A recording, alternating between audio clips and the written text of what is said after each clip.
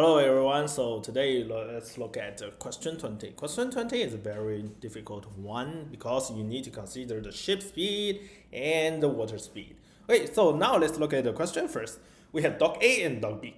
So dock A and dock B, the distance is 50 kilometers, and remember, they are respectively at the same time to travel upstream. So upstream, right? So you need to know the water speed is always from the up to down. So we can see the water speed direction is here. Let's use VW to represent V, the speed of water.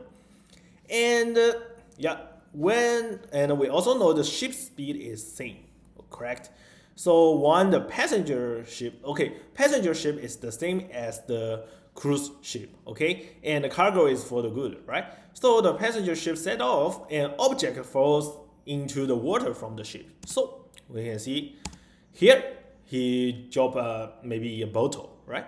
So 10 minutes later, this object is 5 kilometers away from the passenger ship. So remember, the bottle don't have any speed. So the bottle speed is just the water speed. So in direction it's from right to left. So bottle will come here. And at the same time, cargo and a cruise ship will run from left to right. So we can know cruise ship here and cargo ship here. And after traveling 20 kilometers upstream, so we can see maybe the cargo and cruise, because their speed is same. So 20 kilometers, both of them run 20 kilometers. So cargo run here and cruise ship run here. And the distance is 20 kilometers. And remember, the distance between cargo ship and cruise ship never change, still 50 kilometers. So then someone on the cruise ship find, I forgot one bottle, I need to catch up it. So he will make a U-turn to chase the object. So here, this one, he will turn back, and direction is here and here. Okay, so we need to find out what's the speed of water. So in order to find out the speed of the, we should first think about this one. Yeah, you see, the bottle come left and 5 kilometers. So this 5 kilometers and the cruise from here to here, right? Oh, no, not from here. Actually, it's from this point to this point. So we know we can just assume Vs is the ship's speed at the still water, in the still water. So the ship in this question, the ship speed is Vs minus V water.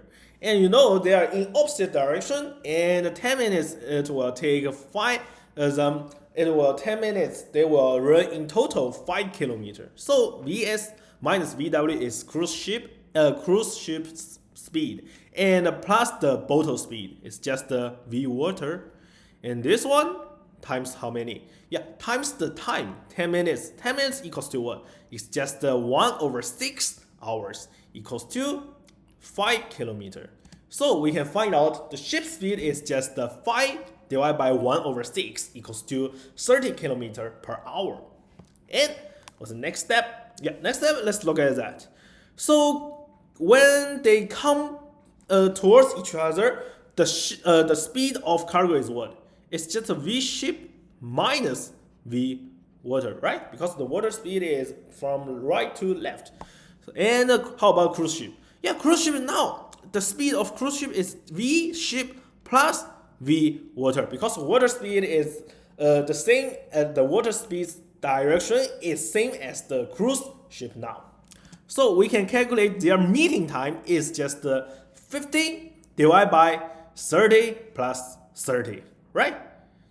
Okay, because how to calculate the sum of speed?